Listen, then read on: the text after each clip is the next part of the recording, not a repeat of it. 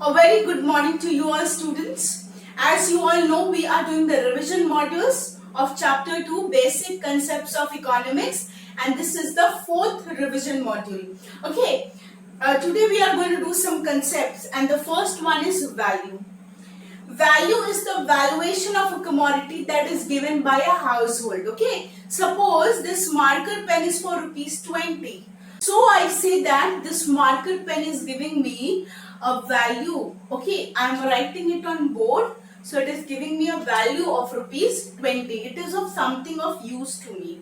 Okay, value in use refers to the consumption value of a commodity.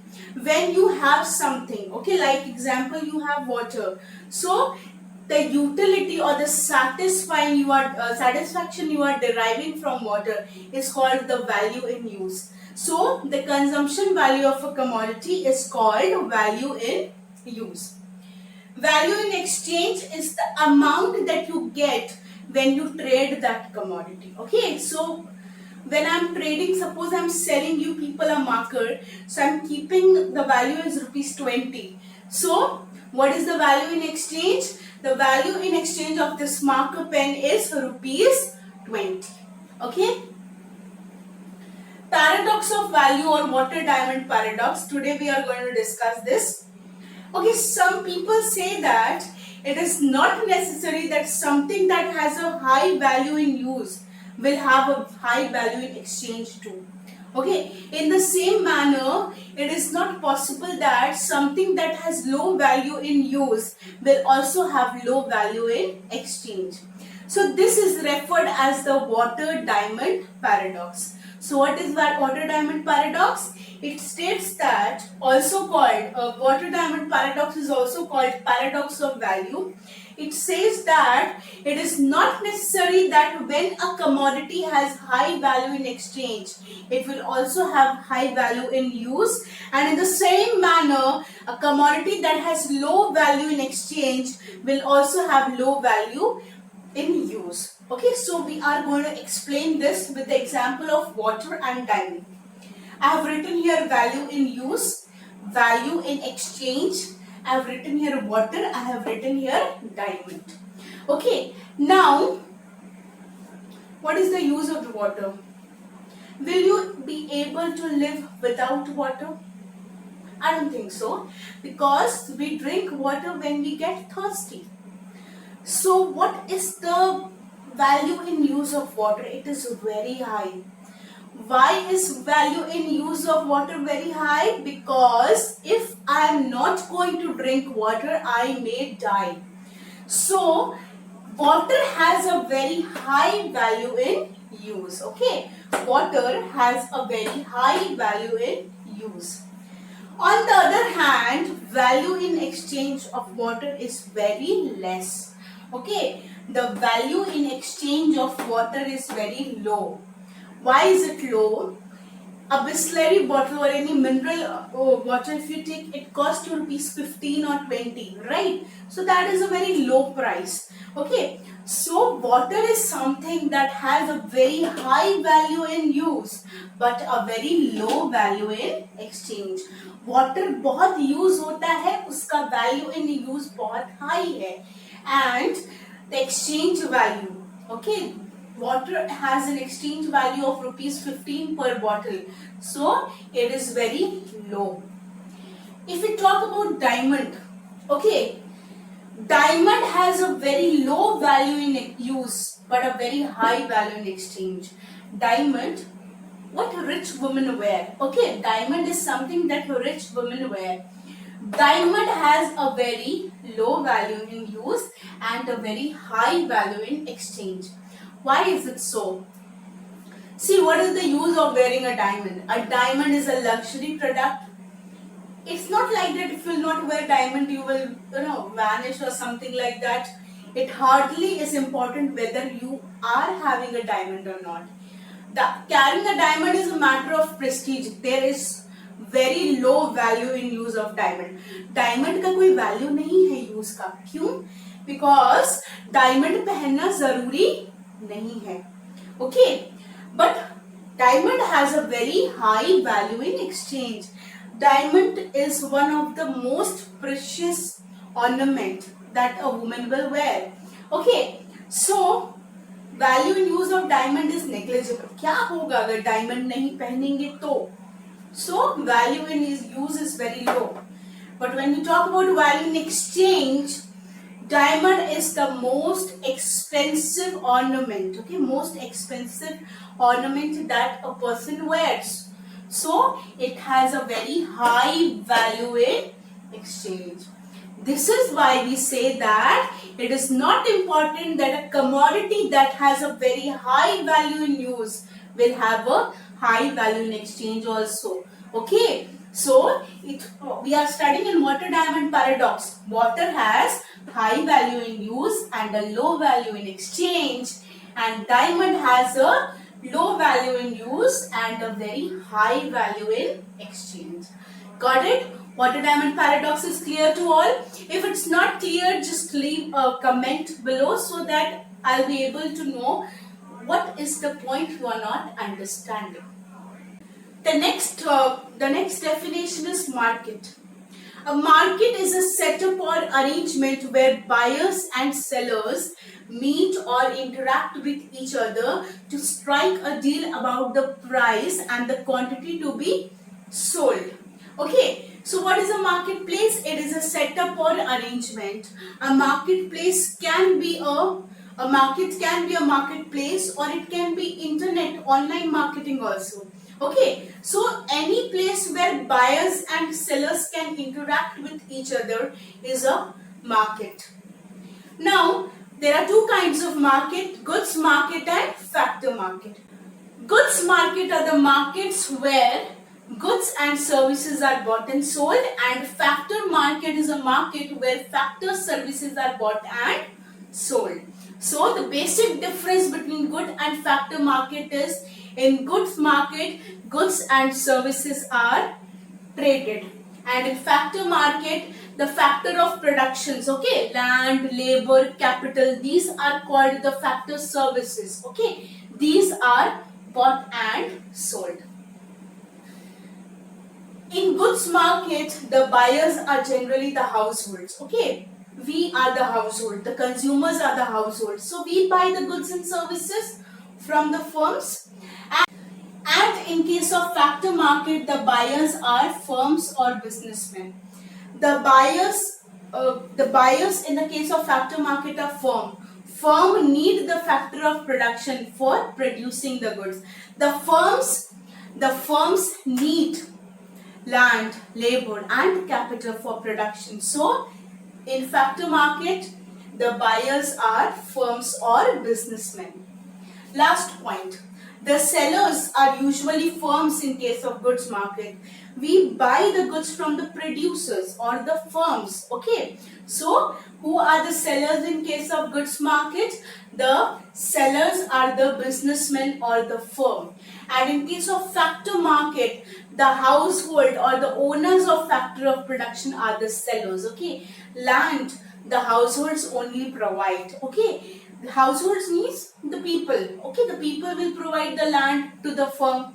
The people are going to work for the firm, so they are giving the service of labor. Okay, when the people or the household, they work for some firm, they are giving their labor service. Okay, so the sellers are the owners of factors of production, and we households, यानी कि हम common लोग own करते हैं factors of production like land, labor and capital. The next definition we are doing today is money. Money is defined as anything that is accepted as a means of exchange and acts as a measure of value and store of value. So there are basically three keywords of money. Money must act as a means of exchange, it must act as a measure of value, and it must be having store of value. So when we talk of means of exchange, suppose you want to buy a pen, you go to the shopkeeper, you pay him a 20 rupees note, he gives you the pen back. So money is acting here as a means of exchange. Okay, you go there, you pay the shopkeeper 20 rupees note and he gives you the pen. So exchange is happening with the medium of money. Second one is measure of value. See, if I say that a cell phone is of 10,000 rupees, so I am giving it a value, and I'm saying that the cell phone is of 10,000 rupees. I'm using money to measure things. Okay, so money is acting as a measure of value over here. And the last point is store of value. You can easily store money. Okay, you can easily store money and keep it into bank, and then you can take out the money at some later date. Okay, so it is very easy to store money. Okay, where do you store money? In the banks. There are two categories of money we'll be doing today. One is currency and one is bank money or deposit money. Currency means the notes and coins in a country. Okay, the notes are the paper money, 100 rupees note, 200, 500, 2000 rupees note, and the coins. Okay, so both of them comprises of currency. Deposit money or bank money is the money that you deposit into the bank and you can withdraw it through checks or ATMs. So what are deposit money? Deposit money is the money that you deposit into the bank and you can withdraw it using checks or the ATM card. The next concept is national income. National income is the total value or the final value of goods and services which are produced within the domestic boundaries of India. So what is national income? It is the final value of all goods and services which are domestically produced within the domestic boundaries, yani India ke andar, okay, that are produced within the domestic boundaries of the country.